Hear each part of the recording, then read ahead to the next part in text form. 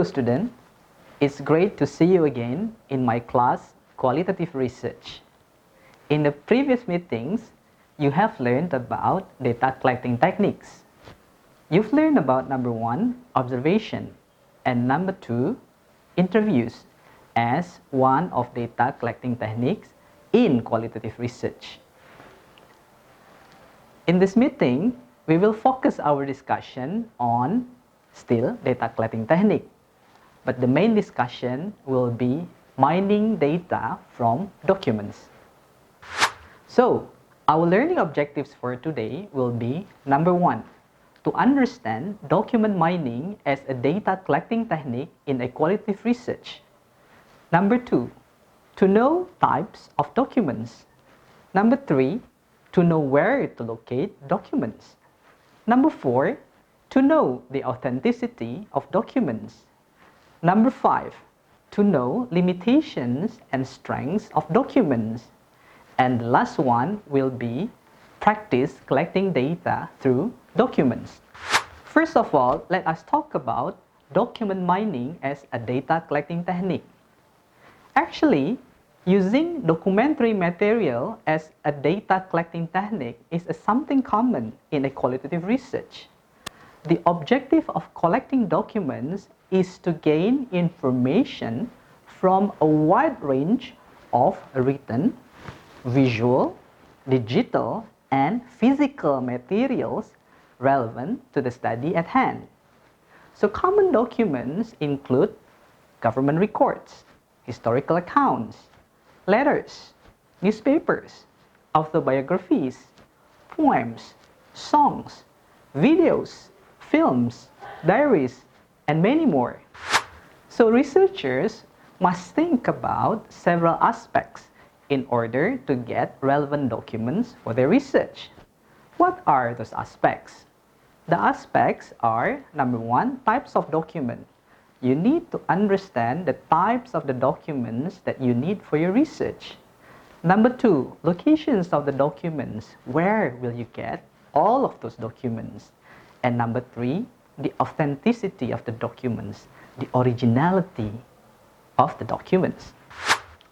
Okay, now let's talk about types of documents. In general, Merriam states that there are 4 types of documents. Number 1, we call it as the public documents. Number 2, personal documents. Number 3, popular culture documents.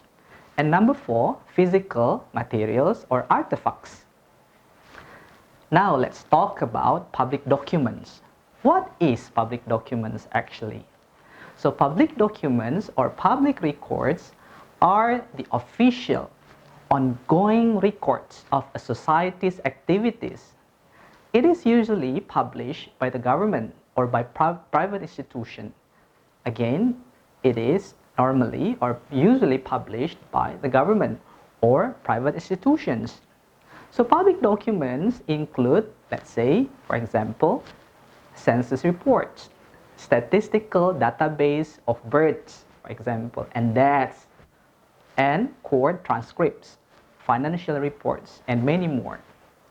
So for example, if you're planning to study the role of parent involvement in school, you could look for some documents like official records of parents' attendance in school meetings or school bulletin board featuring pictures of school events where parents are included in that activities. Number 2, let's talk about personal documents. Personal documents refer to any first-person narrative that commonly describes an individual's action and experiences. So this document belongs to an individual, a person.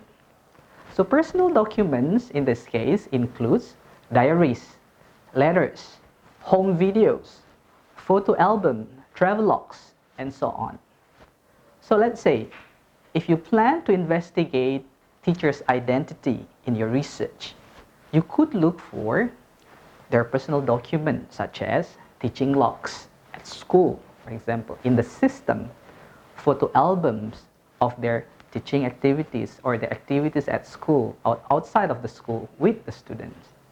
Calendar showing their activities at school, home videos, and many more. Next, it's popular culture documents. What does it mean by popular culture documents?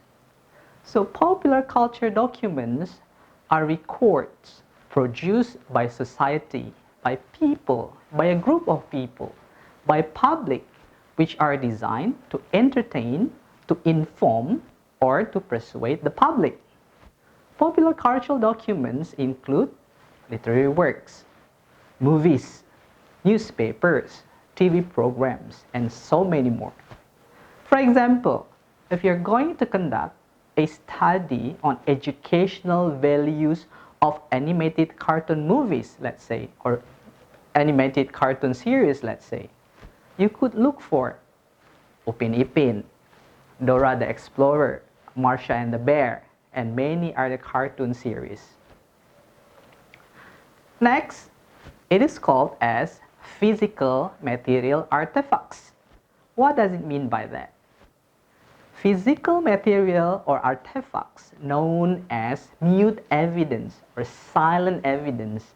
They are physical objects found within the study setting. Physical materials or artifacts include tools, utensils, and instruments normally in everyday living of the subjects or the objects that we are investigating. For example, if you're interested in studying socio-economic groups of students at school, you could look for this kind of documents or artifacts. For example, students' brand of shoes or backpacks, everyday meals or lunchbox of the students, stationaries, and so on. Now, it is also important to discuss about locating documents. After you have decided types of documents relevant for your study, it is important for the researcher to locate documents, where you have to find it, where you can access that. Number one, the location that is normally visited to find documents is university or city library. Number two, National Archive Center or any kind of archive centers in the states, in the city where you live. Relevant government bodies, private institution, you may visit this institution and look for the documents that may be relevant with your studies. The internet sites, there are a lot of documents available in the internet sites. Relevant individual or experts, you can find these documents from them as well. Now, after discussing about locating documents, what is necessary is that you need to look at the authenticity of the documents. So, a researcher must be clear about the originality of his or her document. Several things need to be looked very carefully when we talk about authenticity of document. Number one, you have to ensure the location, the source of the documents. Where do you get it from? Is it official bodies? Is it a formal institution? Is it valid or not? Number two, the publisher of the documents, where the documents are published, by who? The history of the documents, if you found it somewhere, you have to treasure, if you have to look back, where does the document come from? And the last one is the originality of the documents. Ensure it's not fake document, it is original. So students, I've explained to you types of documents. I've also explained to you about how to locate documents and about the authenticity of a document. Now, it is important for you also to understand the limitation and strengths of documents. Let's talk about limitations first. Number one, most documentary data have not been developed for research purposes, but some documents might be prepared by request. Number two, documents may be not relevant with findings based on observations or interview data. And number 3, documents may be not authentic, may be fake, may be not original. Who knows? Next, we talk about the strengths of documents. Number 1, many documents are accessible and free. Documents can furnish descriptive information and verify emerging hypotheses. The last one, documents tend to be stable or objective. Now, let's go to practice. It is important for you to practice collecting data, mining documents. Okay, do these following instructions. Number 1, please look at your research proposal topic, the objectives, and the research questions. Next, think about types of documents that you need in your research, the location as well, the way to get or how to access them, and the authenticity.